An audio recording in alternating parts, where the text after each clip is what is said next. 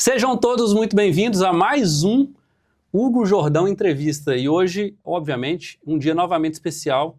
Estou com um cara aqui fera demais, autor do livro Respeita a Minha História e especialista em comportamento humano. O nome dele é Renato Fabotti. É Fabotti? Fabotti, italiano, hein? Italiano. Italiano. Seu E eu pai tenho veio- uma história curiosa já para começar aqui. Então já começa falar essa do história Renato aí, vai. Fabotti. Sempre me chamaram de Renato Fabossi, né? Porque o meu nome ele tem 2 Cs. Uhum. Na verdade, é uma história que eu conto no começo do meu livro que falo sobre que era para ser Fabozzi, igual pizza, né? Com 2 Zs. Fabotti. Só que quando a minha família chegou lá no começo do século passado aqui no Brasil, aquela cultura, né, da época não errava muito ali no cartório, no registro, começaram a registrar a família com 2 Cs. E sempre me chamaram com Fabossi. E eu deixei, porque eu não insistia. E aí um certo dia me perguntaram, é Fabossi ou é Fabotti? Eu falei, na verdade é Fabotti. Só que eu sempre fui chamado por Fabossi. Aí a pessoa me confrontou, falou assim, mas você está deixando a sua identidade de lado?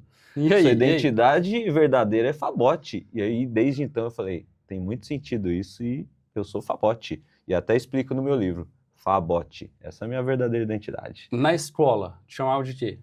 Fabossi. Fabossi. E aí, hoje você acha que faz sentido, então, essa orientação, digamos assim, que você recebeu, de que o seu sobrenome afetava a sua identidade. Você acha que isso realmente faz sentido e é real? Total, total. Né? Nós temos um nome e esse nome faz parte da nossa identidade, né? Então, eu tava com vergonha de querer explicar, talvez, né? Porque eu passei por muito tempo, tinha que soletrar, né? Quem tem um nome um pouco diferente vai se identificar com o que eu vou falar aqui. Você tem que soletrar, e aí você cansa, né? A vida toda soletrando, soletrando, soletrando. Então, tem uma hora que eu cansava, não, é Fabossi, Fabossi, Fabossi. Mas hoje eu vejo, não, eu sou Fabotti. Então, meu sobrenome é esse e eu faço questão de ser chamado assim. Esse é meu Você nome. corrige hoje as pessoas? Corrijo.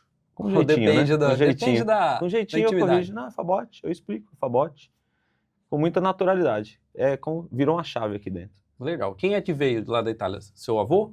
Meu bisavô, por parte de mãe. É o pai do meu avô materno. E você ainda tem familiar lá ou não?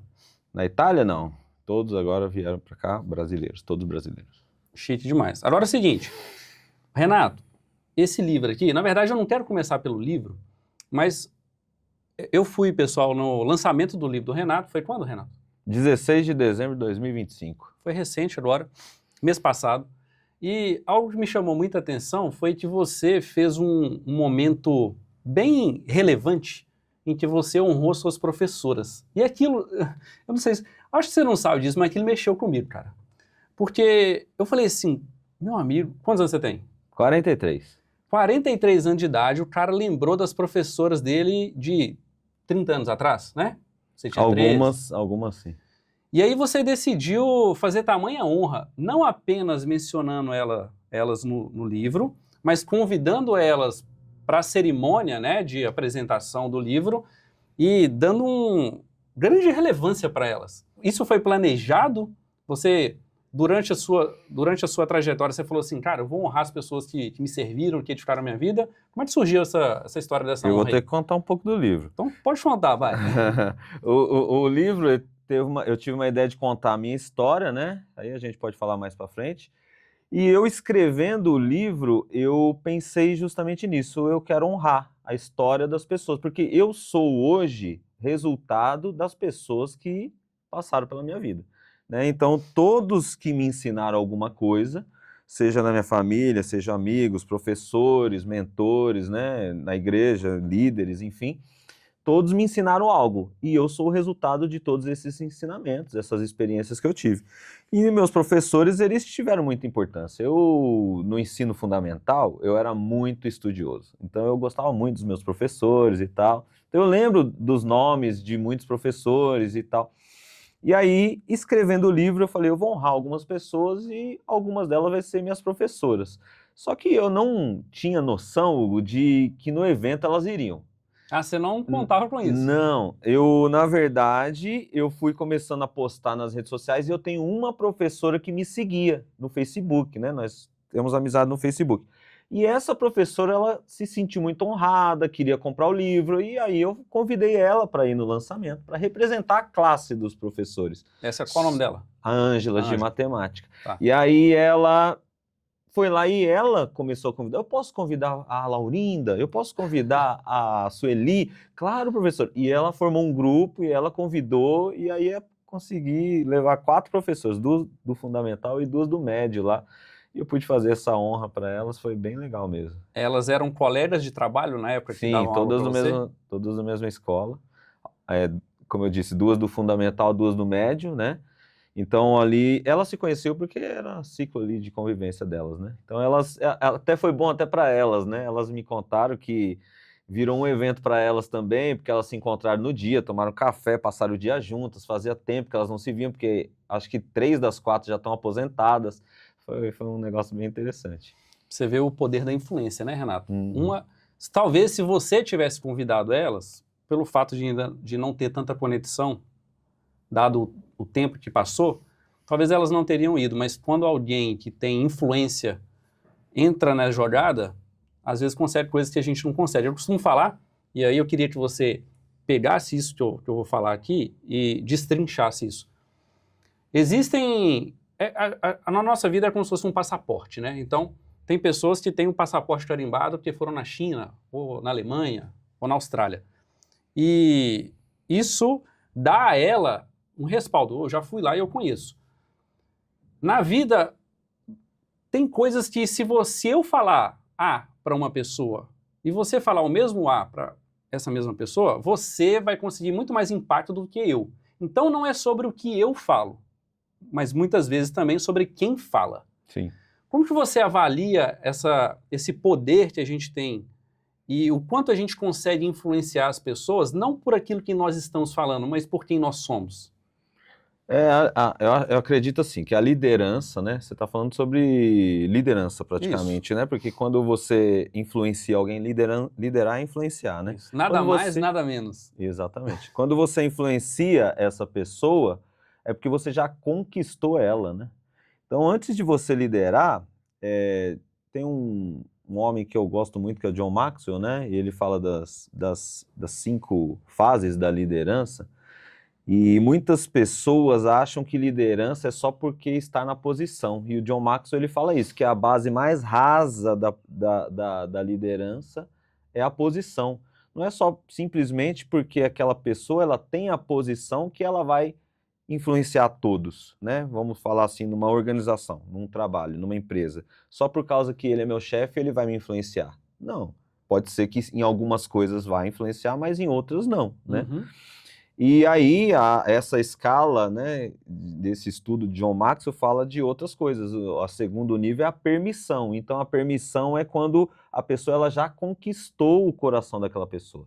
Então, eu concordo muito com o que você fala no sentido assim, né, de que, por exemplo, eu vou em algum lugar e eu não me identifico muito com aquela pessoa que fala algo, então aquilo lá não toca muito, mas eu vou em um outro lugar, aquela pessoa ela fala a mesma coisa de uma forma diferente e eu me identifico muito mais, eu passo a acreditar naquilo, né?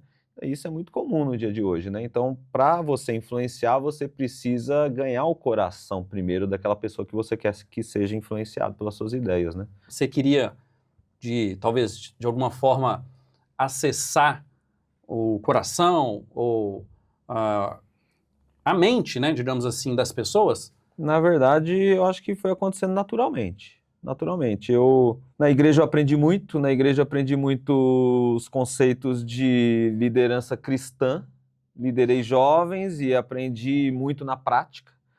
E aí, desde então, eu comecei a fazer alguns cursos, a gente se conheceu um deles, né? E esse primeiro curso que eu fiz, da Fundação Napoleão Hill, é um curso de liderança, inteligência interpessoal e comunicação. Então, naquele curso eu aprendi muitas técnicas e eu comecei a entender que a prática ela é algo maravilhoso, mas também você saber as técnicas, você encurta o caminho, né? Porque na prática ali você vai batendo cabeça, vai errando muito, né? E com a técnica você vai ajustando, você vai aprendendo com alguém que já tem a experiência. E desde então eu tenho me aprofundado, sempre gostei muito de aprender, de ler, né? E aí eu fui me aprofundando nesse assunto de inteligência emocional, de comportamento humano, análises, né, comportamentais, e aí eu fui me interessando cada vez mais, e hoje acaba sendo muito mais natural, né? Mas foi algo natural, aconteceu, Eu, não eu, foi algo que eu busquei, não. eu poderia então dizer que, vamos colocar uma aspas no que eu vou falar e guarda a devida proporção, tá? Mas é, a inteligência emocional e o comportamento humano, quando você adquire e aprende essas técnicas, é uma espécie De de, persuasão. eu ia falar, eu ia ser mais agressivo, de estelionato, é quase que um estelionato, porque o estelionatário é aquele que ele te ludibria, você acredita piamente nele, mas na verdade ele tem intenções que estão além daquelas que Você falou uma aparecem. palavra-chave, intenções. O que Ah. muda é a intenção. É a intenção. Então, você tem uma boa intenção. A diferença. Então, Exatamente. ó, isso aqui dá corte. A diferença do Renato para um estelionatário é que você tem uma boa intenção? Sim, porque a intenção é o que está por detrás de tudo, né? Então a técnica que você usa, a habilidade que você usa para persuadir é a similar de um vendedor, por exemplo. O vendedor ele também usa técnicas de persuasão ali Sim. na hora de fazer um fechamento de vendas, ele faz algumas perguntas estratégicas. Quanto mais o vendedor ele é habilidoso nessas técnicas, mais ele tem sucesso no trabalho dele. Se o vendedor, por exemplo, ele tem dó de vender, ele fica ali receoso de fazer um desafio, de fazer uma pergunta mais ousada. Então, a intenção do vendedor, se ela for boa, de fazer aquela pessoa, por exemplo, um vendedor que vai vender uma viagem, vai mostrar realmente que aquele casal que ele está querendo vender ali vai ter uma grande viagem, um momento inesquecível, conseguir ali usar né, as armas da persuasão, que é até um Boa, livro, né? armas. Essas estratégias para uma boa intenção é muito válido. Agora, o estelionatário, ele usa totalmente, né, para um fim, para uma intenção muito ruim. Você menciona esse termo, armas da Não, persuasão, não, eu no seu... citei, não, eu citei porque é um livro muito conhecido. Ah, tá. Mas você mencionou sobre técnicas. Quais que você, assim, você consegue me dar exemplo de alguma técnica que é bastante difundida, que tem essa finalidade de acessar ou quebrar barreiras das pessoas? Em qual sentido? Na venda, Não, no no dia a sentido de, dia, no no sentido relacionamento? realmente de conquistar as pessoas ou de acessar o coração delas de alguma maneira. Eu vou falar uma bem conhecida, Ah, muito conhecida, todo mundo eu acredito que já ouviu falar. Tem um livro muito conhecido que chama As 5 Linguagens do Amor. sim. As 5 Linguagens do Amor revela que nós somos diferentes e temos linguagens de amar e ser amado diferentes uns dos outros. Quando eu conheço a sua linguagem do amor e eu quero te conquistar como um amigo, ou a sua esposa quer te conquistar para alguma coisa, né? Enfim, ou quando vocês estavam namorando e queria ali conquistar realmente, alguém quer fazer isso, o pai e a mãe quer melhorar o relacionamento com o filho, em qualquer ambiente, no trabalho também é muito usado, você descobrir a linguagem do amor do outro e começar a usar isso estrategicamente para melhorar um relacionamento, Inteligência. é uma estratégia muito boa, entendeu? Então eu trabalho com isso, por exemplo, eu ensino as pessoas a se conhecerem, a descobrirem quem elas são, qual é a linguagem do amor dela, quais as forças dela, qual é o perfil comportamental dela, né, os temperamentos. A partir do momento que a pessoa se conhece verdadeiramente, ela vai saber o que ela é boa, o que ela precisa melhorar, e aí ela passa a melhorar o relacionamento com as outras pessoas também, entendeu? Tem alguma coisa que você já identificou, que você percebe que há em comum entre todas essas pessoas que, de alguma maneira, estão vivendo por um bloqueio, que ainda não conseguiram acessar? Você já percebeu alguma coisa? Cara, toda pessoa que precisa avançar nesse sentido na vida, na inteligência emocional, ela carrega uma faceta, digamos assim, que está em comum entre todas as pessoas. Tem alguma coisa nesse sentido? Todas as pessoas, elas passaram no período de 0 aos 13 anos algum evento ou alguns eventos que a gente chama de eventos de dor ou eventos de injustiça. Nesses eventos, elas receberam ali fizeram uma interpretação de uma realidade junto com o sentimento que ela teve naquele momento, e ela deu à mente dela um significado. Ah, tá. E esse significado é um significado que a gente chama de trauma, né? Ela se traumatizou. E aí, na fase adulta, todas, sem exceção, elas, ao passar por um desafio semelhante, o cérebro vai lá no passado, registra isso e ela trava. Aí vem o medo, aí vem realmente uma insegurança ao tomar uma decisão. Então, geralmente, eu poderia dizer que totalmente as pessoas têm isso em comum, que as pessoas, elas, às vezes, ela tem um bloqueio emocional em alguma área específica, as mais comuns é um relacionamento, financeiro, né? Essas decisões mais intensas, né? Seguir um plano de carreira ou um relacionamento em si, elas acabam travadas, bloqueadas por causa de um evento de injustiça lá atrás. Aí elas precisam dar um novo significado a isso. Isso é muito comum nos ensinamentos financeiros, né? Que as pessoas aprendem quando pequenas, né? Que dinheiro é sujo, né? Ah, E hoje elas precisam fazer dar esse novo significado, né? É como se fosse uma espécie de uma mensagem que ela diz para ela mesma e essa mensagem vai reverberando durante toda a vida dela, é isso? É isso mesmo. E aí, Vira comum. como desbloquear? Como desbloquear? É simples, mas não é fácil. Certo. É simples porque não é algo muito maluco, todo mundo pode. Por isso que é simples. Porque Todo mundo pode? Porque todo mundo pode. Ok. Porque todo mundo tem os recursos necessários para isso. Todo mundo consegue? Não. Entendi. Todo mundo quer? Não. Mas é algo muito simples. Porém, é algo que demanda, né, um tempo, demanda primeiro você ter consciência disso. Aí a gente chama de, vou tentar trazer aqui de uma forma mais simples. Incompetente inconsciente é o primeiro passo, né? Vamos lá. Incompetente inconsciente. É o Explica primeiro melhor passo. isso. Eu não tenho a competência para mudar isso, mas eu também não tenho a consciência. Então, qual é a chance de eu mudar? Nenhuma. Eu não sei que eu, né, preciso mudar. Aí eu passo a ter um ensinamento, através de uma leitura, através de alguém que me ensina, através de alguma coisa que eu busquei, eu passo a ter a consciência, mas eu ainda continuo incompetente. Aí o segundo nível, incompetente consciente. Eu já trouxe a minha consciência, mas eu ainda não tenho a competência necessária. Eu não sei como, mas sei que posso agora. Exato. Segunda fase. Eu sei que eu preciso mudar. Tá. Aí o terceiro passo já passa a ser o competente consciente. Por quê? Porque eu tanto trabalho ali, eu melhoro. Vamos falar um exemplo bem claro? Emagrecer, né? Eu começo a adquirir os hábitos. É fácil para quem está acostumado a tomar um café com açúcar, né? É fácil para quem está acostumado ali? Não é fácil. Mas é simples, é algo que todo mundo consegue.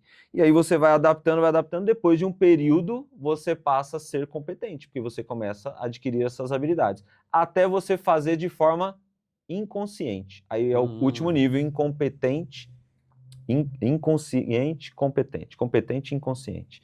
Então você já passa a fazer igual escovar os dentes. É natural, é alguma coisa que você faz no dia a dia sem pensar. Você não acorda falando assim, eu preciso escovar os dentes. Não, você vai já naturalmente. Igual dirigir um carro, né? No começo ali você tem aquela dificuldade. Você olha para o pedal, você olha para o câmbio, você, né, olha para frente, retrovisor, você fica desesperado. Mas conforme você adquire a habilidade, é inconsciente. Então, da mesma forma que havia uma inconsciência que me gerava um automatismo, digamos assim, de algo negativo, agora eu transformo isso, eu ressignifico isso, e agora eu vou automatizar no positivo. Exatamente. Todo hábito, ele precisa ser substituído. Né? Então, eu tenho um hábito negativo, não dá para eliminar. Tem que trocar. Substituir, exatamente. Então, eu substituo algo que está fazendo mal por algo que faz bem para mim. Exatamente. E nesse sentido, quais os tipos de profissionais que você acredita que consegue caminhar com as pessoas no sentido de ajudar elas nessa caminhada? E aí, nessa pergunta, eu queria que você me desse uma visão de como que você vê e como que você separa cada um desses profissionais. Por que eu estou te perguntando isso? Porque existe quase uma treta infinita, né, de, exemplo, psicólogo e coach, né? Porque um defende uma tese, um é mais, digamos assim, motivacional, o outro fala, não, meu negócio é ciência. E agora tem um mentor também. Agora tem um mentor, tá, toda hora cria uma nova figura, né? Que todas elas, no final das contas, de alguma maneira, querem, digamos assim, entre aspas, mas pegar na sua mão e te ajudar a avançar dessa fase. Como que você vê todos esses profissionais? E me fala mais sobre isso. Toda classe profissional tem o bom e o ruim, né? Todas, né? Uhum. Você acredita que tem político bom? Tem político que é bom, mas não dá para generalizar, né? Não dá. Enfim, eu acredito que todos nós precisamos de pessoas para nos levar a algum lugar. Como eu comecei falando aqui, né? Eu sou o resultado daquilo que pessoas me ensinaram no decorrer da minha vida e me ensinaram muitas coisas. Ninguém é autodidata. Mesmo o autodidata, ele vai aprender com alguém, né? O autodidata... Boa. O autodidata, eu sou autodidata, mas o autodidata lê livro. E quem escreveu o livro? Eu, o autodidata, assiste um curso, né? Então, todos nós aprendemos com alguém. Então, quanto mais consciência disso e eu buscar referências para me levar para o lugar onde eu quero ir, melhor.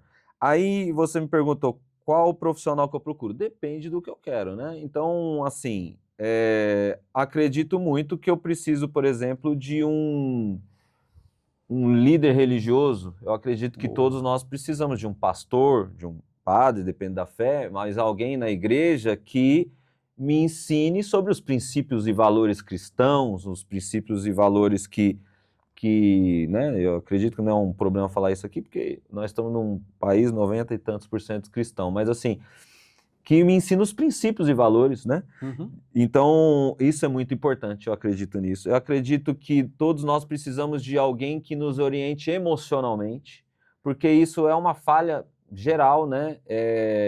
Tem muitas pessoas, eu falo o seguinte, a igreja, né, me ensina a ter um relacionamento com Deus, e a inteligência emocional me ensina a ter um relacionamento com as pessoas, que é a base do ser humano, amar a Deus e amar o próximo. Então, a inteligência emocional de uma forma ou de outra me ensina a relacionar com as outras pessoas, me ensina a me conhecer, a conhecer meus limites, melhorar nos relacionamentos, dentro da família, com os amigos, no ambiente de trabalho, no dia a dia, no casamento, enfim.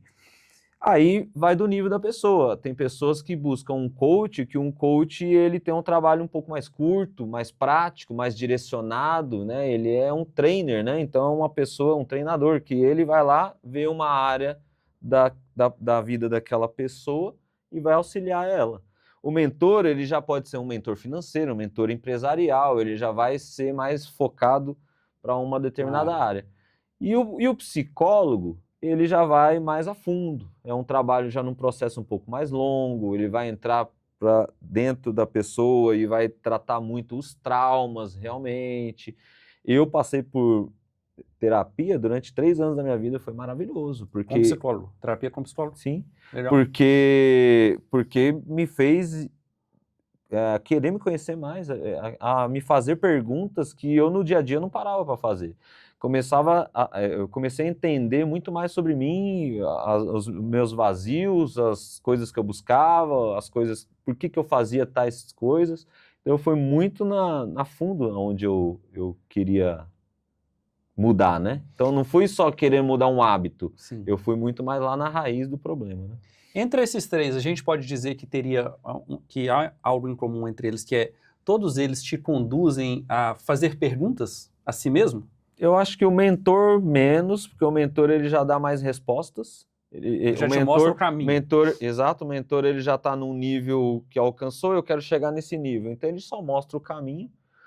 E o coach, o psicólogo, acredito que faz muitas perguntas mesmo, porque é você que vai obter essas respostas naturalmente. Você vai se conhecendo, porque quando você descobre, é diferente do que quando o Hugo fala para eu mudar, né? Sim. O Hugo fala assim para mim, Renato, você precisa fazer isso. Não sei se eu preciso. Agora o Hugo vai fazendo perguntas e eu descubro que eu preciso fazer isso, o resultado é muito maior, entendeu? É mais profundo, né? É mais potente.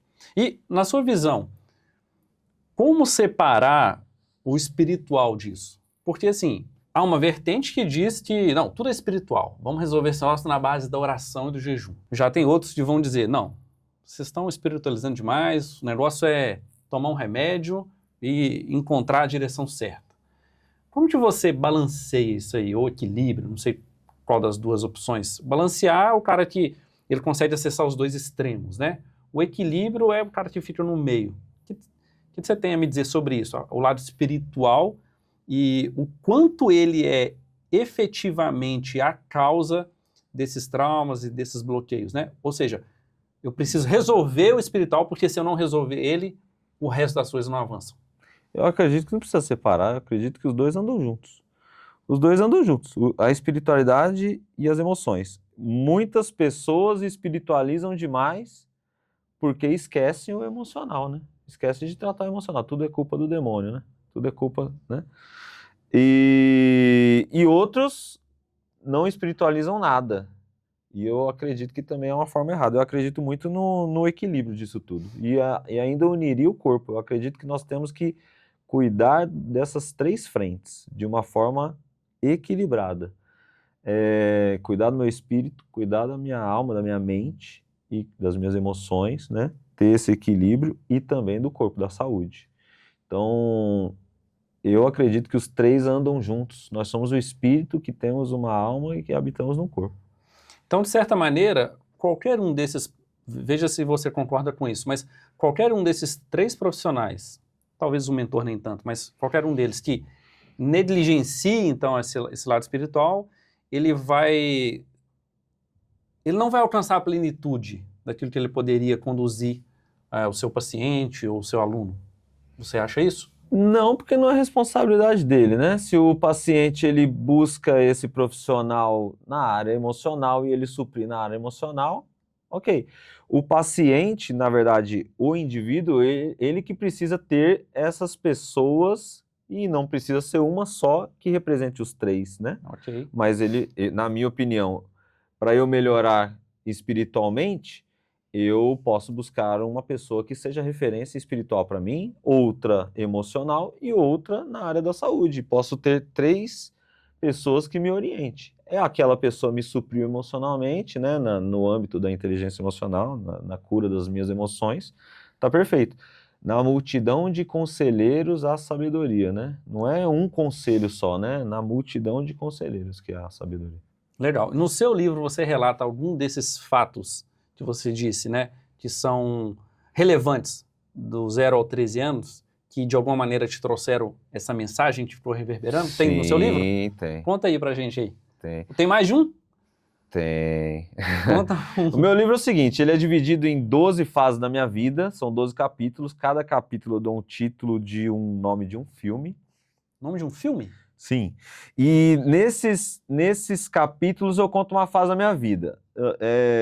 Eu acredito muito que nós temos pontos de inflexões na nossa vida, né? O que é um ponto de inflexão? Eu estou vivendo uma vida tranquila e tenho um trauma, uma dificuldade, um desafio muito grande que me faz, né, descer uma curva. Aí eu tenho um insight aqui que muda a minha vida e faz eu avançar novamente. Boa. E a nossa vida ela é constante, vivida, né, constantemente por pontos de inflexões. E eu conto alguns deles, né? Alguns bons e alguns ruins, como toda a vida. Na minha infância, eu cresci sem meu pai. Meu pai, ele teve um relacionamento com a minha mãe, que eu não sei se foi um namoro, se eles Você não sabe somente até se hoje? conhecem, não sei até hoje. E eles se relacionaram e eu nasci. E a história que a minha mãe contava é que ele não queria nem saber de mim. E eu cresci com essa imagem, que meu pai não queria saber de mim. E eu sempre quis saber, quis conhecer meu pai, mas minha mãe não falava dele e eu me insisti, eu conto isso no livro, uma vez eu insisti muito, ela falou o nome dele e eu cresci só sabendo o nome dele, mais nada. Não sabia onde ele morava, não sabia como ele era, não sabia nada sobre ele. Mas o sentimento que você tinha era de abandono? Nessa Rejeição. época. Então, mesmo sem conhecer. Você comprou a história de sua mãe. Comprei a história da minha mãe, como toda criança eu compraria. Sim. Afinal, é minha mãe, né? Beleza, então você carregava um sentimento de rejeição. Aí você ficava perguntando para ela, e aí? Rejeição pelo meu pai, né? Ok. Então eu cresci com esse sentimento. Meu pai me rejeitou, meu pai não quis saber de mim. Você nunca. Uma foto, nada, nada. Nada. Você não sabia, você tinha ideia. Não sabia nada, só sabia do nome dele. Minha mãe, quando falou o nome dele, devia ter uns 7, 8 anos, e ela falou o nome completo, e aí eu fui para a lista telefônica Sério? ver se eu achava o nome dele. Não achei o nome dele. Nossa. Eu falei, nem pra ter o É que telefone, né? a lista é só de São Paulo? Como é que é a lista? Nossa, quanto tempo a gente não pega uma lista Páginas telefônica? amarelas, né? Era aquelas, Deve ter uns sei lá, 25 anos? acho que mais, né? Deve ter mais, né? Não achou ele lá. Enfim, com 19 anos, eu tava dormindo um sábado, minha mãe me acordou falando que ele queria me conhecer. Do nada. Do nada. E aí deixou um telefone para eu ligar. E aí eu acho que a criança dentro de mim quis ligar para ele. E aí eu liguei para ele. E quero falar com, né? Qual o nome dele? Oswaldo. Quero falar com o Oswaldo. E aí ele atendeu o telefone lá, era da loja, ele atendeu. E aí a gente marcou um encontro e a partir daí eu passei a conhecer. Mas na ligação você falou o quê? Oi, aqui é o Renato? Então, eu até Como é que foi a falo ligação? isso no livro de uma forma assim, né? Até conta a história até com detalhes, né? E eu lembro que eu falei assim, gostaria de falar com o Oswaldo, a pessoa passou para ele atendeu, aí eu falei assim, é o Renato. Aí ele perguntou, que Renato? Eu falei assim, o filho da Vilma. Você nem se referiu a ele como seu pai, então. Né? Não tinha essa imagem, né? Não tinha essa imagem. E aí a gente conversou, não lembro muito bem o que falou, eu lembro que teve até um susto, um silêncio ali e tal, enfim. A gente marcou, se encontrou, e aí passou a se ver uma vez por semana. Aí depois de alguns meses eu comecei a trabalhar no ramo, né, de atividade que ele trabalhava, numa loja, mas não com ele, com o irmão dele, meu tio. Mas rapidinho, só volta ao dia, primeira vez que você se encontrou com ele. Fala pra mim desse dia. Foi estranho. Como foi você ver ele? Ele parece você?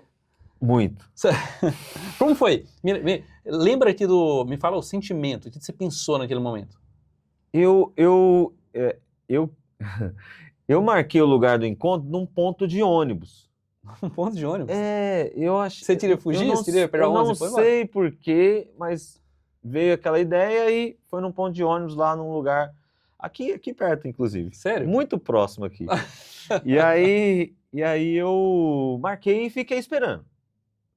E eu fiquei esperando. Você chegou primeiro? E era engraçado que cada homem que passava, Pode ser mais velho, eu olhava assim e falava, será que é ele? Será que é? Será que não é? E tal.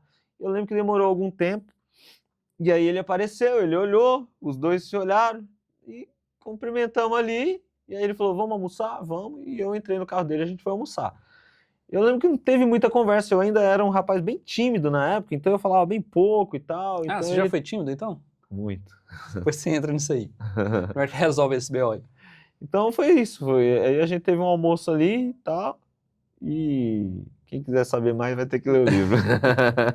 Então esse foi um ponto de inflexão negativo, digamos assim, só que a partir disso você deu uma deslanchada, emocionalmente. Mudou um pouco, mas eu ainda tive que ter um novo significado nessa parte de paternidade, porque eu acredito que eu idealizava um pai diferente do que foi o meu pai. Sério? Porque eu ainda naquela época, eu ainda sentia rejeitado ainda, né? Não foi alguma coisa assim que sumiu só pelo fato de ele ter vindo. Foi uma coisa que eu tinha muitas perguntas, né? Muitos questionamentos. Por que que ele não veio antes? Por que que ele não, né? Só que não me ajudou? você não fez essas perguntas nesse primeiro encontro, né? Não. Então eu tinha muita coisa, então eu ainda tive que passar por um processo até perdoar por completo, que foi alguns anos depois. Demorei alguns anos para perdoar, para liberar realmente o perdão.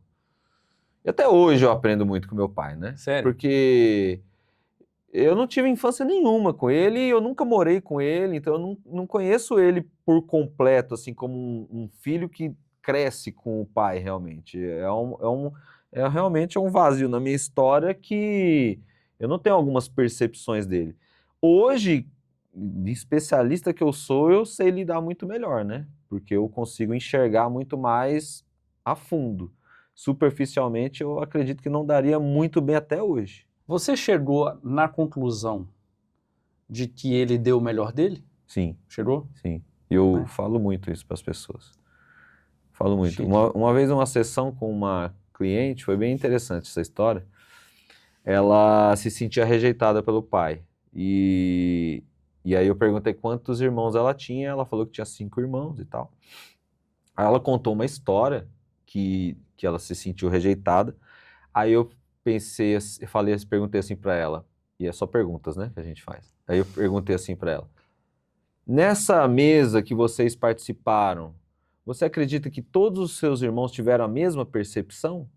Aí ela parou para pensar um pouco, ela falou: não, eu acredito que minha irmã ia ter uma outra, isso, tal, tal, tal. Então você acredita que essa história que você está contando como uma verdade para você tem várias percepções, ok? Então tem várias verdades, vários pontos de vista, ok. Interessante. Você acredita que o seu pai, lá na década de 80, tinha recursos que você tem hoje para criar 6 filhos? E a pergunta-chave, sabe qual que foi a mais chave de todas? Quantos filhos você tem? Aí ela falou: nenhum.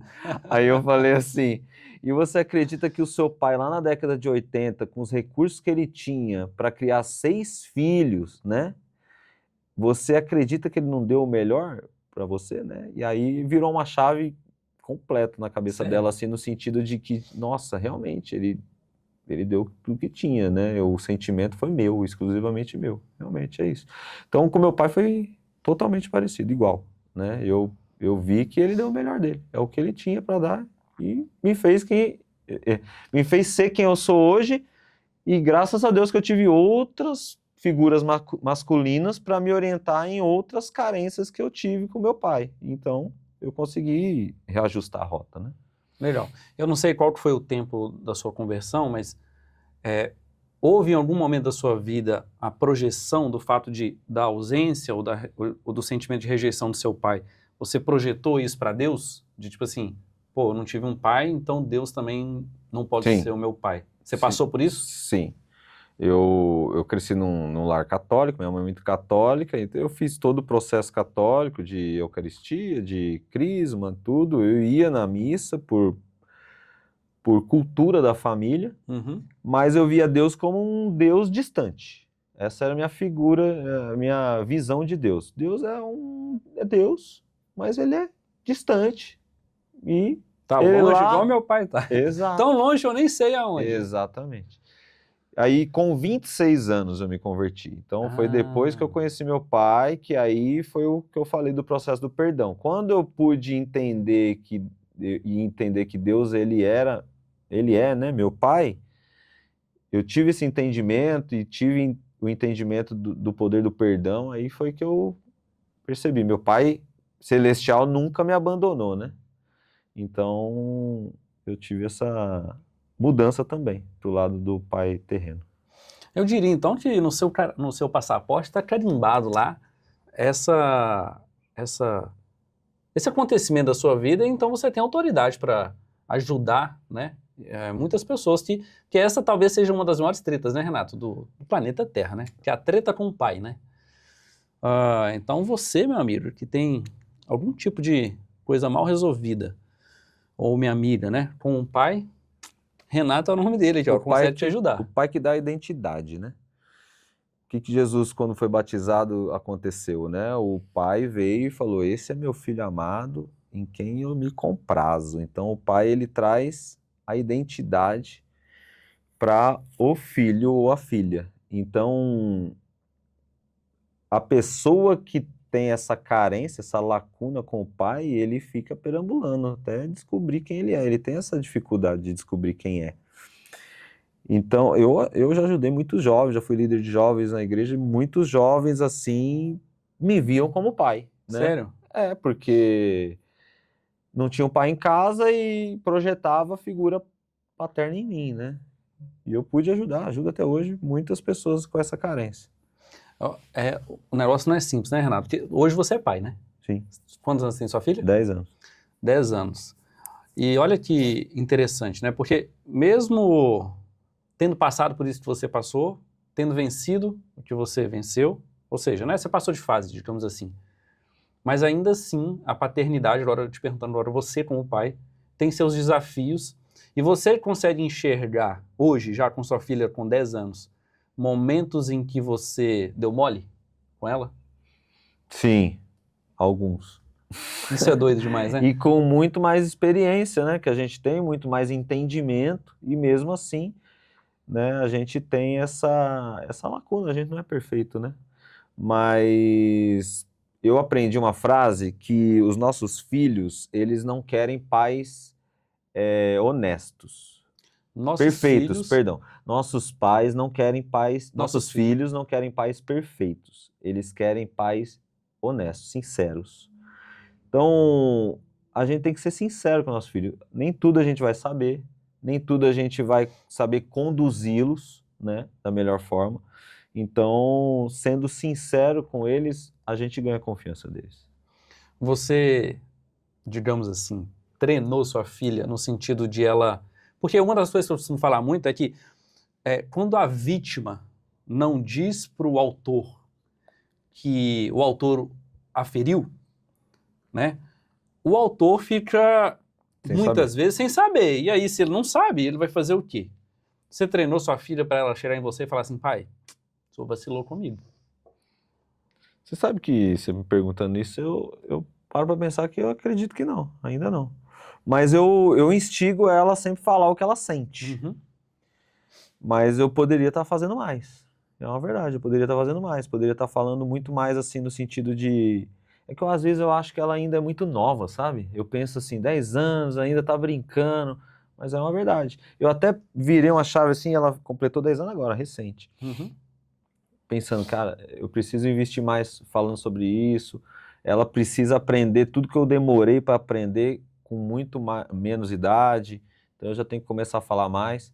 Mas uma coisa que eu sempre falo para ela é que para ela ser sincera, falar o porquê que ela tá triste, porque não tem problema em estar triste, né? E é normal, é um sentimento normal, natural, mas pode falar. Então, acredito que eu posso fazer mais. Muito bom. Agora me conta um ponto de inflexão que foi, que não te gerou, ao invés de te gerar um trauma ou alguma coisa negativa, foi um impulso que você teve. Está registrado no livro? Sim, eu conto no meu livro um ponto de inflexão bem interessante foi quando eu comprei a minha primeira empresa sem ter dinheiro nenhum. Como é que foi esse trem aí? Quer É a vida aprender? de Quer empresa? aprender? Quer Quero. aprender? Gente, como é que é? Comprei minha primeira empresa sem ter dinheiro nenhum. Isso aqui arrasta pra cima, você vai Um e curso, né? compra o Dá pra curso. vender, dá pra É vender. 12 vezes de 297 e você vai terminar rápido. Vamos lá. Foi um baita de um ponto de inflexão, né? Como eu estava falando, eu trabalhei com meu tio há alguns anos, trabalhei com meu pai um pouco de tempo, no ramo do comércio, e um dia eu falei assim, eu vou comprar uma empresa. Vou comprar uma loja. Você, nessa época, você era CLT. CLT, saí da loja do meu pai, fui trabalhar por conta, não deu certo. E aí eu peguei e falei, eu quero dar um passo a mais. Tinha 23 anos. E aí eu pensei, vou dar um passo a mais. Só não tenho dinheiro, né? Mas vou dar um passo a mais. E eu comecei a olhar aquele jornal amarelinho. Você tá falando da lista De novo, telefônica. você gosta Agora do eu tô jornal. falando do jornal amarelinho.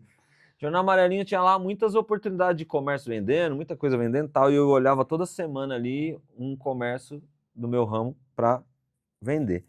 E eu cheguei a visitar um, não gostei. No segundo que eu visitei, eu falei, essa loja é minha. Eu gostei muito dela, eu entrei nela, falei, cara, Eram todas do mesmo ramo? todas do mesmo ramo.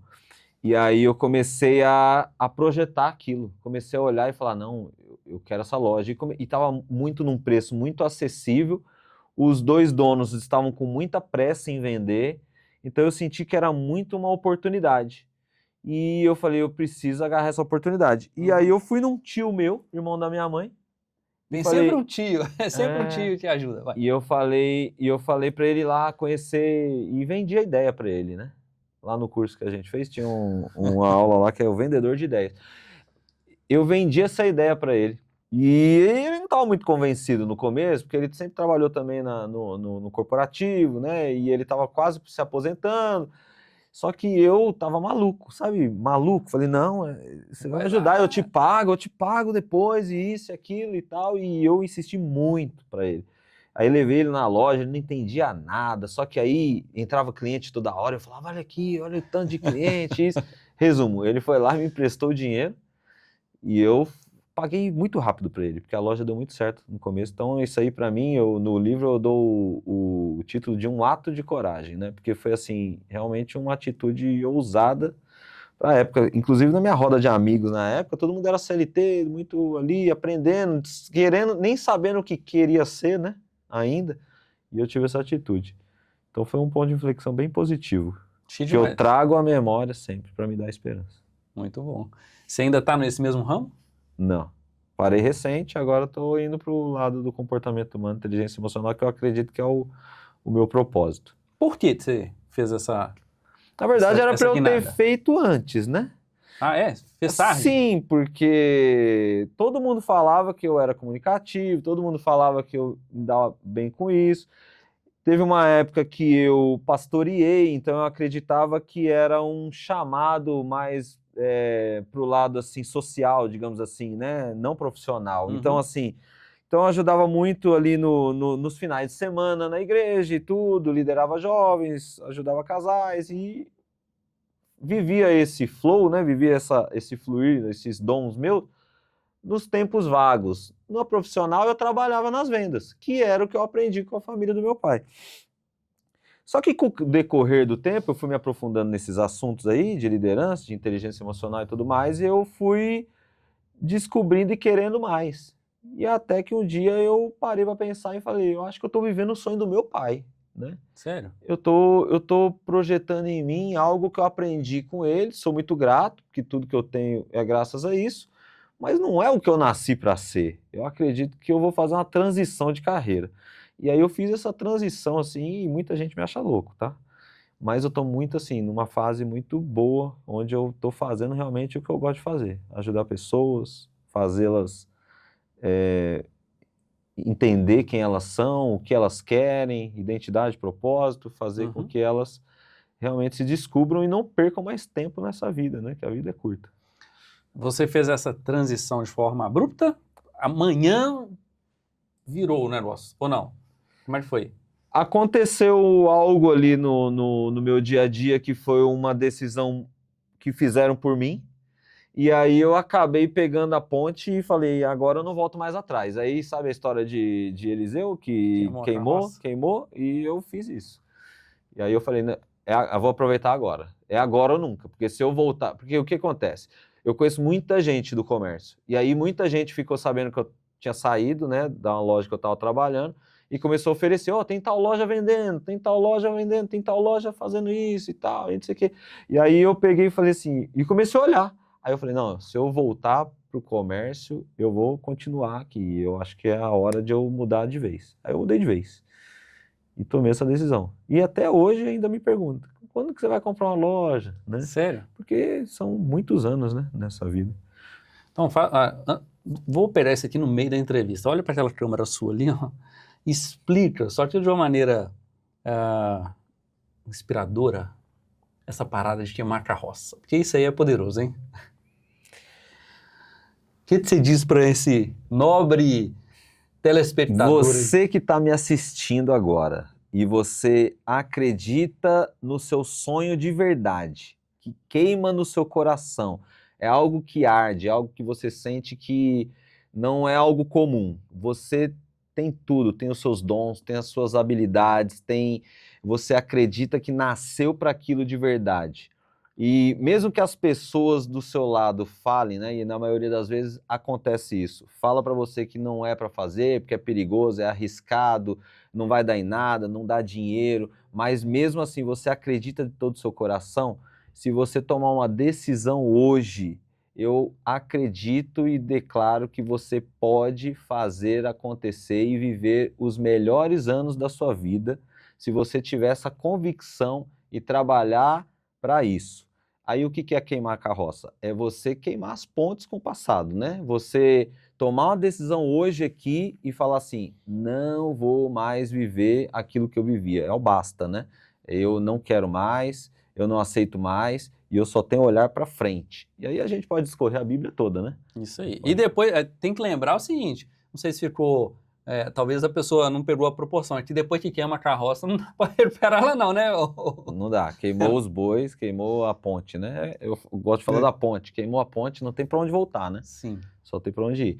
O povo de Israel, quando saiu do Egito, eles abriu o Mar Vermelho, porque se eles ficassem, eles morriam, né? Uma coisa é você passar o Mar Vermelho e não poder voltar, mas o não poder voltar é pior do que o que você está hoje. Aí você não volta mesmo, tá tudo bem. Tá fácil. Agora, quando eles foram entrar na Terra Prometida, que abriu o Rio Jordão, eles foram com a decisão de conquistar a terra, eles foram com a decisão de enfrentar os gigantes. Então já é algo que dá aquela vontade de voltar.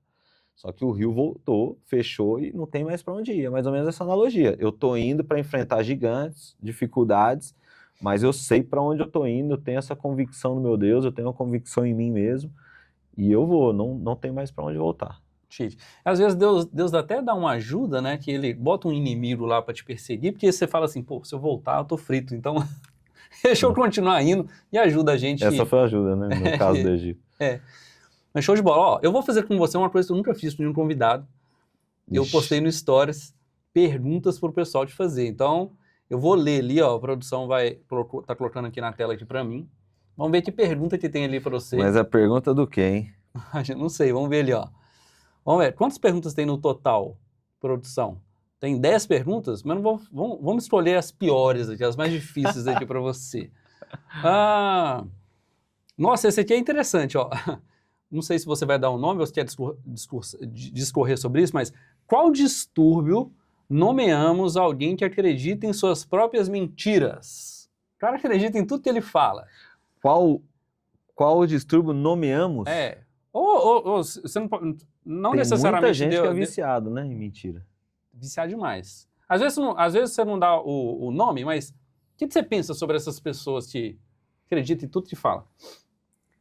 Cara, isso aí é um vício, como qualquer outro, né? A pessoa, ela vicia tanto naquilo, em contar a história, na verdade, ó, volta lá para o passado, é falta de identidade, ela não sabe quem ela precisa da aprovação dos outros, aí ela tenta fingir quem ela não é, ela tenta fazer de conta que ela é aquela pessoa, e ela acaba acreditando nas próprias mentiras. Eu conheço muita gente assim, muitas pessoas que ficam, eu não sei o nome que dá isso, se tem um nome técnico e tal, mas é problema de identidade, é uma pessoa que tem realmente que pensar, parar, por que eu faço isso? Qual que é a carência que eu tenho, né? Então, precisar trazer a consciência, o que precisa fazer para poder viver uma vida mais autêntica, verdadeira, né? Muito bom, show de bola. Vamos lá, próxima, número 2 ali. O que impede as pessoas de mudarem? Nossa, essa é batata, hein? O que impede as pessoas de mudarem mesmo sabendo o que devem fazer? Ou seja, a pessoa sabe o que tem que fazer, mas não faz. Ela tem inteligência cognitiva, mas não faz. Ela sabe, ela tem inteligência cognitiva. Eu sei que eu preciso comer melhor, me alimentar melhor e fazer exercício físico para emagrecer, mas eu não faço. Então ela tem inteligência cognitiva, ela tem a informação, mas ela não tem uma coisa chamada inteligência emocional. Ela não tem o QE, né? Muitos anos atrás, o QI era muito importante, era muito falado, hoje em dia nem se fala muito, né? O que muda hoje realmente é o coeficiente emocional, é o quanto ela entende qual é a carência dela, qual que é a raiz do problema dela, né? A gente usa até a analogia do iceberg, né? O que está visível muitas vezes é o excesso, né? É o vício em mentir muito, é o vício em comer muito, é o vício na bebida, mas o que vai mudar de verdade é o que está escondido. Então, por isso que os processos de terapia, de coach, eles são importantes porque pessoas com mais habilidades e experiência vai ajudar aquela pessoa a descobrir, a olhar para dentro de si mesmo, para poder descobrir qual que é a carência, qual que é a falta. Todo excesso esconde uma falta. Então, se a pessoa tem algo de excesso aqui, ela está com uma carência aqui, ela precisa descobrir qual que é a carência. Anota aí, gente, todo excesso revela uma falta. Você já ouviu falar no termo inteligência espiritual? Sim, acredito também muito E aí, nisso. me fala um pouco mais disso aí. Acredito, cara. Ó, Acredito. você fala, então, tem inteligência cognitiva, inteligência emocional, dá para colocar ela acima, espiritual? Assim. Sim. E aí? Fala mais sobre Inteligência isso. espiritual é uma inteligência no tanto que é medida, na minha opinião, no tanto que eu tenho de intimidade com Deus. Eu acredito que Deus ele tem muito segredo no coração dele, que ele vai revelando à medida que eu vou buscando. E aí eu tenho esse discernimento, uma intimidade tão grande com Deus que eu passo a ter discernimentos espirituais. Então, buscar-me-eis e me achareis, quando me buscardes de todo o coração. Então, à medida que eu vou buscando de coração e criando essa intimidade, esse relacionamento com Deus, como eu me relaciono com qualquer pessoa, eu vou conhecendo o coração de Deus, eu vou conhecendo os segredos de Deus, eu vou conhecendo a Ele, eu vou tendo esses discernimentos, essa sabedoria, né? É uma sabedoria. Show de bola. Lá em Salmos 37 fala assim, ó. Aqueles que me temem, essa aqui eu vou falar até para mim, essa aqui mexe, esse versículo mais demais. Que Deus revela os mistérios dele àqueles que temem ele. Isso é chocante, né? Ou seja, Deus tem mistérios. O princípio da sabedoria é o temor a Deus. É o temor do Senhor. Deus tem mistérios e vai revelar esses mistérios para aqueles que o temem. Isso é poderoso. Maravilhoso. Deus é bom demais. Vamos para a próxima ali, ó. Como é que eu identifico, doutor Renato, um coração maldoso? Coração maldoso, através do comportamento. Como é que você identifica um coração maldoso? Fala. Como que identifica o coração maldoso? Eu me faria a seguinte pergunta, preciso identificar, né? Eu preciso identificar? É uma pergunta que eu faria. Ó, sua filha está com 10 anos. Com que idade você percebeu que ela fez um negócio que você fala assim, não, isso aqui não, isso aqui tem sagacidade aqui, mesmo ela pequenininha, você lembra? Cara, não tô lembrando. Algum momento assim, você fala Mas assim tem, que né? uma criança, ela usa ali para convencer o pai de comer um negócio. Você vê que a inocência... Por mais inocente que ela é, ela vai... Naquele momento, ela usa um trem... Você fala, que tem um trem errado aí, cara. Onde é que essa menina aprendeu a fazer um trem desse? Não lembro. Posso lembrar depois. Geralmente a gente lembra depois, né? Depois. Mas tem, sim ou não? Sim, sim. Um momento em que a criança fala assim, nossa, tem base, Sim, trem, não sim. ensinei isso aí pra minha filha. Mas, respondendo a pergunta, como que eu descubro um coração maldoso? Fazendo perguntas. A gente chama perguntas poderosas, perguntas que vão destravando, perguntas abertas. Você vai fazendo perguntas, né? Eu aprendi lá no Mastermind que quem pergunta está no controle, quem responde se compromete. Então, quanto mais perguntas você faz, mais no controle você tá, né? Às vezes, às vezes é uma mulher que tá perguntando se é o marido ali, né? Aí a mulher, ela tava querendo saber se o marido, né? Ou vice-versa, enfim, quer saber se é maldoso, se tem maldade ali no coração. Não briga, não discute, não dê opinião. Faça perguntas. Porque quando você vai fazendo perguntas, você vai descobrindo. Por que mulher gosta tanto de A brigar, boca né? fala do que o coração tá cheio, né? A boca fala que o coração tá cheio. Por que mulher gosta tanto de brigar, Renato? Que elas têm? Eu não gosto de brigar, não. Eu acredito que é perfil comportamental. Perfil comportamental? Como assim? Nós temos, segundo a teoria de Marston, 4 perfis predominantes. O ser humano ele pode ser ou dominante, ou influente, ou estável, ou analítico. O perfil dominante é um perfil de pessoa que é focado em resultados. São pessoas que usam mais o senso de urgência, eles são mais práticos, são pessoas diretas e muitas vezes vistas como grosseiras, né? São ásperas, né? Muitas vezes. Por quê? Porque elas estão focadas sempre no resultado, na praticidade, né? Não gosta muito de... Conhece alguém que liga e fala tudo que tem que falar em 30 segundos, né? Aí tem o influente, que é o comunicativo. É uma pessoa comunicativa, persuasiva, é uma pessoa que ela gosta mais de pessoas do que de processo. Então ela gosta de estar junto, de ser validado muitas vezes. mas ela é vista muitas vezes como desorganizada, como que fala demais e tudo mais. Aí tem o terceiro perfil, que é o perfil estável, que é o oposto do dominante. O estável, ele é uma pessoa mais conciliadora, uma pessoa mais calma, mais paciente, mais devagar. Então, o estável acha o dominante muito grosseiro e muito rápido, e o dominante acha o estável muito lerdo e muito lento, cara, sensível. Então, por quê? Porque um está voltado muito para pessoas e para, né, para mais devagar, e o outro é mais prático, voltado muito para o processo. E o quarto é o analítico, que é o oposto do influente. Eu estou fazendo assim porque é um círculo, realmente. O analítico, ele é o oposto do influente. Então, o analítico, ele é muito organizado, o influente é muito desorganizado. O influente, ele é muito da galera, né? Muito de se relacionar. O analítico é mais aquela pessoa que gosta de ficar em casa, gosta de trabalhar sozinho, gosta de relatórios. Então, o analítico acha o influente muito bagunceiro, muito extravagante, e o influente acha o analítico muito bicho do mato, né? E muito organizadinho, perfeccionista.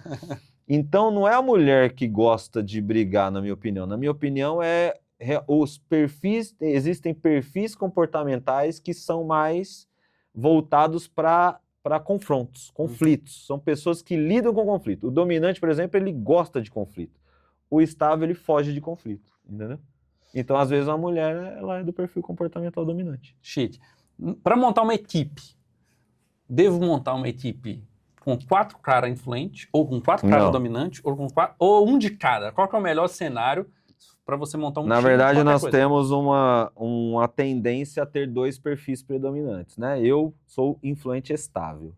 Então, eu tenho muita facilidade com pessoas e pouca facilidade com processos. Então, se eu for abrir uma empresa e procurar um sócio, o ideal é eu ter um dominante analítico para me complementar. E ele realiza as tarefas na qual ele é bom e eu realizo as tarefas na qual eu sou bom. Um dono de uma empresa vai montar uma equipe, ele tem que colocar as pessoas com características nos lugares certos. Nas vendas, você vai colocar pessoas que são influentes. Na parte de organização, de escritório, você vai colocar pessoas que são analíticas. E assim por diante. Então, você monta um time conforme o cargo exige. Quais as habilidades que as tarefas daquele cargo exigem. E aí você monta o perfil, coloca a pessoa conforme aquele perfil, entendeu? Certo. Eu poderia dizer, então, que essas 4 pessoas num time, o que vai fazer esse time andar em harmonia seria a inteligência emocional que eles têm? Emocional, sempre. E aí, relacionamento com o próximo é sempre emocional. Então, se eu posso pegar, vamos comparar 2 times, tá? Time 1 e time 2. O time 1, 4 perfis diferentes, desse que você falou, só que eles não têm inteligência emocional. Time 2, também 4 perfis diferentes, só que eles têm um nível alto de inteligência emocional. Vão entregar resultados diferentes? Muito. Por causa da inteligência emocional? Com certeza. Porque eles estão naquela fase do competente consciente. Eles podem estar até na fase anterior, que é o incompetente. Eles talvez não tenham habilidade ainda, vão desenvolver, mas eles já têm a consciência. E por já ter a consciência, é mais fácil de você começar a mudar e melhorar. Aquela primeira equipe que não tem inteligência emocional nenhuma, talvez ela não tenha nem consciência, né? Então ela vai ficar batendo cabeça. Aí dá o conflito, né? O dominante vai achar o estável lerdo demais, aí começa as brigas, o outro acha muito desorganizado. Você já viu na mesa de influente, né? Mesa de influente é uma bagunça, mesa do analítico tudo organizadinho, aí chega lá, né? Aquelas brigas, né? Simples, é tudo briga besta, mas por não ter habilidade emocional para lidar com aquilo, acaba gerando uma proporção muito grande. Isso também vai no casamento, vai em qualquer lugar. Show de bola, Renato. Mas com relação ainda a esses perfis que você está mencionando, como é que a pessoa faz para descobrir o perfil dela? Tem alguma técnica, um teste? Como é que funciona isso? Sim, tem um teste de avaliação de identidade que a gente chama, que você responde algumas perguntas e aí, depois dessas perguntas, você tem um resultado. E aí são 4 os perfis, mostram a porcentagem de... Na verdade, nós somos todos os perfis, né? Mas nós temos mais habilidades em alguns deles, né? Então mostra uma porcentagem. Por exemplo, falando do meu, eu sou 38% influente e 27 ou 28 estável. Aí eu tenho o dominante e o analítico um pouco mais baixo, né? Então é o perfil influente estável, como eu disse. Então, tem pessoas que são dominantes analíticas, geralmente são perfis similares ali, né? Congruentes ali, um do lado do outro. E então você faz essa avaliação, empresas vendem, eu trabalho com isso. Você trabalha então? Trabalho com isso, então a pessoa, por exemplo, poderia me contatar, eu faria esse teste com ela, e essa pessoa teria uma devolutiva, uma sessão de 2 horas mais ou menos, onde eu pegaria um relatório que ela preencheu, com todos os resultados, dá um resultado de 50 páginas mais ou menos. Você não vai dar para ela só, então, toma aqui um PDF com o seu resultado, não é só isso? Não, eu faço uma sessão com ela de 2 horas explicando quais os pontos fortes dela. No relatório, o PDF no final tem algumas coisas, alguns pontos de melhoria sugestionáveis ali, de sugestões, né? Uhum. Então eu posso orientá-las também, orientar a pessoa a fazer aquilo. É uma coisa que a gente faz naturalmente. É algo muito comum hoje para mim, mas lá no começo foi uma baita novidade que mudou realmente a minha forma de enxergar no relacionamento assim com as pessoas. Legal. Você acredita que eu fiz o meu esses dias, que eu estou fazendo uma consultoria, o meu deu 80% dominante, cara? Mas aí eu acho que é um outro teste, e aí trazendo para o meu, no caso, o que eu faço seria metade, 40%. Ah, é? Porque, se eu não me engano, o seu vai dar a soma de 200%. Você precisa só me confirmar isso. Se a soma der 200%, é só dividir por 2. Ah, tá, entendi. Vou verificar. Não tem isso. como até 80%. No meu não tem como. Tá, show de bola. Deus é bom. Legal. Renato, quando você morrer, cara, você quer que as pessoas... O que elas digam de você? O que você quer que elas pensem... Tanto faz se elas pensem, né? Óbvio, né? Mas o que você quer construir, né, nesse sentido de legado aí para a humanidade? É lógico que essa é uma frase, é uma pergunta até bacana no sentido de fazer a gente refletir, né? De deixar realmente um legado aqui. Mas eu acredito que o que mais me motiva não é nem quando eu morrer, o que mais me motiva é o que eu ouço no dia a dia, sabe? Então, a cada vez que eu ouço alguém falando para mim, Renato, você me ajudou bastante, Renato, você me fez, sei lá, enxergar isso que eu não enxergava, Renato, você realmente me apresentou isso, ou me apresentou Jesus que mudou a minha vida, você me desafiou a isso. Lá no meu evento, ao mesmo tempo que eu honrei meus professores, meus familiares, eu fiz em vida, né? Eu não esperei para fazer, depois de morrer, falar, nossa, aquela professora foi tão boa para mim, né? Então eu honrei a vida dela. E ao mesmo tempo lá, não sei se você reparou, eu pedi para as pessoas falarem, fazerem depoimentos sobre mim. E eu tenho registrado esses depoimentos todos. E é importante, é interessante você saber que você transbordou na vida das pessoas, você conseguiu ajudar elas a sair de um ponto e chegar em outro, por menor que seja, mas que você conseguiu contribuir, já é gratificante. Então, lá no final da vida, o meu desejo é que eu possa alcançar milhares, milhões de pessoas, né? E não somente a minha filha, mas todas as pessoas ao meu redor de alguma forma. Chique demais. Você mencionou que você era tímido. O que aconteceu que você conseguiu quebrar isso a fim de... Porque um tímido dificilmente ele consegue causar esse impacto na vida das pessoas porque ele é muito introspectivo, né? O que aconteceu na sua trajetória aí que você venceu? Eu tive 2 momentos, né? O primeiro momento de choque que eu tive, eu acredito que a gente vence um medo, né? A timidez é um medo de falar, né? Em público. A gente vence um medo enfrentando o medo, né? Não tem como você vencer o medo se não for enfrentando ele. A primeira vez que eu enfrentei foi quando eu comecei a trabalhar no balcão. Então eu falo até no livro. Eu começo a falar com os clientes, eu falava tudo baixinho, os clientes não me ouviam, porque eu era muito tímido, minha mãe era muito tímida, então eu fui criado com ela. E eu tive que trabalhar, todo dia eu tinha que falar com o cliente, todo dia eu estava ali, todo dia eu tinha que falar, e eu aprendi a falar com o cliente, a me relacionar de uma forma muito maior quando eu fui para o meu primeiro trabalho. Agora, o segundo choque foi na igreja. Na igreja foi o falar em público. Porque lá eu era constantemente desafiado a falar, a pregar, né? A falar. Sério? O tempo todo me desafiava. Eu lembro que a primeira vez me chamaram para dar um depoimento, eu me escondi, e eu não fui. Aí no segundo momento, me pediram para dar um depoimento, não tive como fugir. Aí eu tive que ir. Mas você conseguiu fugir no primeiro? No primeiro eu consegui. No segundo, eu ficava com o microfone assim, ó. Não consegui. Aí eu fui. Aí eu não morri, né? Não morri. Tá. Aí no segundo já foi um pouco melhor, no terceiro, quarto. E aí eu consegui com naturalidade vencer essa timidez, né? Você se expôs, né, Sim, a vencer o medo. sim. Muito bom, chique demais. Agora, tem alguma coisa relevante que eu não te perguntei, que você gostaria de trazer à tona aí? Acredito que falou bastante sobre diversas coisas. Foi muito Bacana. bom. Eu fiz na verdade, pessoal, para quem não sabe, quando eu fiz o meu primeiro podcast, Renato, eu sendo entrevistado, né? Eu participando. Eu te mandei uma mensagem, não sei se você lembra? Eu falei, Lembro. porque o Renato fazia um podcast, conduzia um podcast. O nome do podcast que você conduzia é o próprio nome aqui do livro, Respeita a Minha História. E eu perguntei assim, Renato, fui convidado para participar de um podcast, cara, como eu devo me comportar? E aí eu lembro de você. Eu não lembro. Você não lembra? Você falou assim, só seja você, cara. É. Apenas isso. E eu falei, show de bola. Só que eu costumo pegar, quando eu faço uma pergunta assim, é porque eu considero a pessoa que eu estou perguntando e, obviamente, eu vou levar em consideração aquilo que você me respondeu. E aquilo foi muito bom. Aquela resposta sua, eu acho que qualquer outra coisa que você tivesse me dito não teria tanto impacto quanto teve você dizer para mim que eu deveria ser quem eu sou. Mas todos nós precisamos ser quem a gente é, né? O problema é que a gente quer ser igual ao outro, né? Exatamente, cara. Tem uma potência muito grande em ser quem eu sou, em ser quem você é. E às vezes a gente tem medo, né? Ou a gente acha que o outro é melhor que a gente, e vários bloqueios.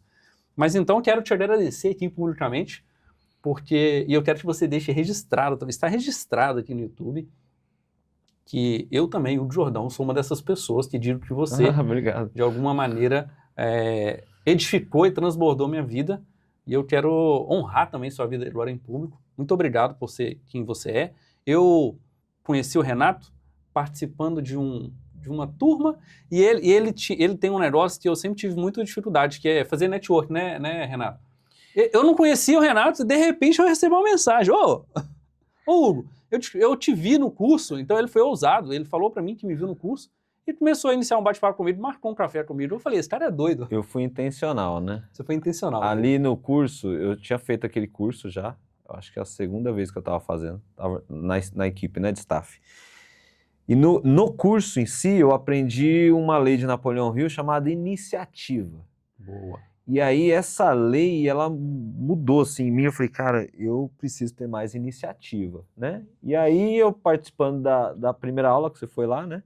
Eu vi a sua ficha, eu não sei se foi a sua ou da Laís, e aí tava em São Bernardo lá, escrito. Eu falei, ué, lá do lado de casa lá, eu vou tirar uma foto aqui. Aí eu tirei uma foto da ficha, da capa ali, né?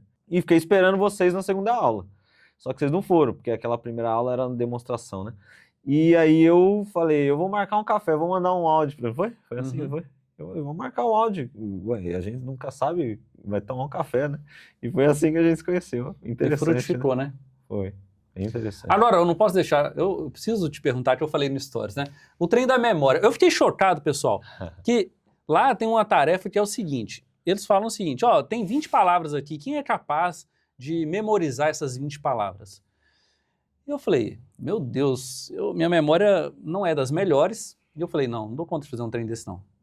Como é que é aquela história? Talvez você não... E aí parece até engraçado, né? Talvez você não se lembre. E talvez sua memória não é tão boa assim. Mas como é que funciona esse negócio de você memorizar? Porque é uma das coisas que Napoleão traz, né? Sobre a gente trabalhar a nossa memória. Me fala pra gente... Na primeira aula lá, ele faz uma atividade, né, de memorização, e aí ele usa uma técnica de memorização e ele pega um das equipes de staff e faz memorizar 20 objetos e associado a 20 números. Então, E eu vamos acho lá. que você foi Número essa pessoa. 1, fui eu. Número 1, livro. Número 2, caneca. São 20 objetos. Ok. E aí depois, a pessoa, né, que está lá, que memorizou, ela vai lá e ela coloca cada objeto no número devido, né? Número 17, aleatório ainda, né? Sim, Número 17, qual objeto que é? E eu lembrei todos, né? Eu acredito que sim. Lá a técnica, contando segredo aqui, é o seguinte, você memoriza uma rima, uma poesia, onde tem, sabe, 1, 2, feijão Café, com arroz, 3, 3, 4. 4. Você decora, né? Então você faz essa Uma associação. Aí tem uma associação lá que eu não vou lembrar mais, mas a associação começa assim: 1 na garrafa de rum, 2 amarrado na carroça de bois, 3 cravado na coroa de reis, 4 tá. cravado dentro do prato. Então vamos lá, vamos falar esses 4 aqui. Mas vai até 20, tem até 21, se eu não me engano. Aí você decora essa rima, que não é difícil, né? Porque é rima igual 1, 2, feijão com arroz. E aí na hora que a pessoa vai lá e mostra, a caneca vai ser o número 1. Você faz uma imaginação de uma cena, você começa a mentalizar uma cena na sua memória de uma caneca entrando dentro da garrafa de rum. Aí você mentalizou aquilo. Ah, tá. Entendeu? Então você tem que colocar o objeto naquela cena. Você mentaliza a caneca dentro da garrafa de rum. Aí vai o livro ao 2. Aí você imagina que você vai andando com aquela garrafa. Aí você vê uma carroça de bois. Aí você vê o livro naquela... Tá entendendo? Aí 3 é coroa de reis. Aí você vê lá outra coisa na coroa. Então você mentaliza uma imagem, vira um filme na sua cabeça. Quando volta para perguntar o 17, aí você vai lembrar, 17 era cortando com canivete. O que você cortou com canivete? Aí você lembra, você associou. E isso é tão incrível que 1 mês depois eu estava lembrando ainda. Sério? 1 mês depois. Chique demais, hein? Hoje não, já passou anos, né? Hoje não. Aí, ó, fica o aprendizado aí para vocês. Quem quiser saber mais, vai procurar o Renato e ele vai nos ensinar. Agora, Renato, deixa uma mensagem final, olha ali para sua câmera. Deixa uma mensagem final para aqueles que nos assistem, de tal maneira que você cumpra esse propósito seu de transbordar na vida das pessoas. Vai lá. Você que está me assistindo, ficou até o final é porque gostou do assunto, você talvez queira aprender mais sobre isso. Primeiro recado que eu te deixo, compra o meu livro. Vai estar registrado aqui na descrição. Vamos colocar. Maravilha, deixa tudo lá. Mas eu quero te dizer o seguinte, quero te dizer que a coisa mais importante que você precisa entender, enxergar e descobrir na sua vida é o seu propósito.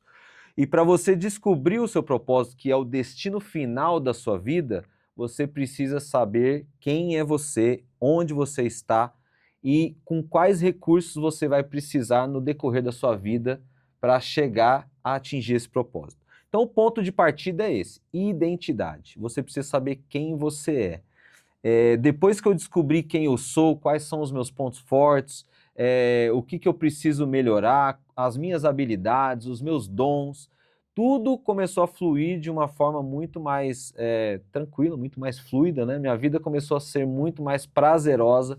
Eu hoje trabalho me divertindo e talvez você está aí no seu trabalho sofrendo, esperando da sexta-feira, né? Contando o sextou, os dias para o sextou, esperando o dia do pagamento. Você está vivendo uma vida infeliz porque você ainda não descobriu quem é você. Então, descubra quem é você. Você é uma pessoa única que tem habilidades únicas para poder transbordar na vida das pessoas. E eu quero te ajudar de alguma forma. Se você quiser me contatar, eu estou à sua disposição. Esse cara aqui também é fera demais, cola nele que ele também vai te ajudar, eu sei disso, né? Ele tem conectado muito, transbordado muito de uma forma espiritual também, com muitos ensinamentos para jovens, né? E, enfim, então, assim, acredite que você pode realizar os seus objetivos, os seus sonhos, por mais distante que possa parecer hoje, você pode, você consegue, você só precisa descobrir algumas coisas e comece descobrindo quem é você, antes de qualquer coisa. Hugo, tem muita gente que quer conhecer outra pessoa, mas ela não conhece nem ela mesma. Já parou para pensar nisso? Chocante, né? Muito. Chocante. Mas Deus é bom. O tempo todo. Deus é bom. Renato, como é que faz para entrar em contato com você, meu filho? Suas redes sociais, né? Instagram é mais fácil, Renato_Fabotti. Fabotti é FABOCCI. Aí você me acha lá já. Tá fácil. Como é que compra seu livro? Deixa eu pegar o livro aqui. Manda lá uma mensagem no chat. Até o presente momento eu tô com uma dificuldade na Amazon, mas eu acho que vai resolver nos próximos dias. Então você mandando uma mensagem no chat, você vai me contatar e eu vou te indicar o melhor caminho. Mas eu acredito que até o momento que você assistir, talvez já tenha até no link da minha bio. Chique demais, Deus é bom. Renato, meu amigo. Obrigado, hein? Muito obrigado Eu pela que sua agradeço. presença, obrigado pelo transbordo. Eu ouso dizer que essa entrevista que nós fizemos aqui vai alcançar muitas vidas, vai ser o gatilho de transformação e de mudança de muitas pessoas. Eu quero te dizer que tem jeito, meu amigo. Existem muitas pessoas que foram chamadas por Deus e que aceitaram esse chamado. Eles disseram o seguinte: eis-me aqui, Deus, envia-me a mim. Renato é uma dessas pessoas, foram enviadas por Deus. Eu faço questão, né, sempre de mencionar isso, porque você tem isso como um propósito de vida, não é apenas a sua profissão, né? Sim. Ele ama pessoas. Então, não desperdice seu tempo, não desperdice seu talento e não desperdice os seus tesouros. Afinal, eles podem ser potencializados na vida de muitas outras pessoas. Eu quero te agradecer por ter acompanhado essa entrevista, mais uma entrevista até o final. Muito obrigado, Renato, mais uma vez. Eu declaro sobre a sua vida que multidões serão alcançadas. Eu declaro sobre a sua vida que homens e mulheres serão desbloqueados, serão destravados e alcançarão identidade, alcançarão propósito e, sobretudo, conhecerão aquele que os criou. Afinal, eu costumo dizer uma história para algumas pessoas que, sabe o Gepeto e o Pinóquio? Sim. Pinóquio foi criado por Gepeto, né? E não adianta o Pinóquio chegar e sair pelo bosque, eu sou um boneco de algodão, ou eu sou um boneco de ferro, não faz sentido. Somente Pinóquio tem a autoridade para dizer, aliás, somente Gepeto tem a autoridade para dizer quem Pinóquio é. Então, eu não sei se você talvez foi criado pelo macaco, você vai ter que perguntar para um macaco de onde você veio. Mas se você foi criado por Deus, é só perguntar para Deus, que Ele tem prazer em te dizer quem você é. Muito obrigado mais uma vez. Obrigado. Deus é bom. Até mais, um abraço e não perca o próximo episódio. Deus é bom demais. Tchau.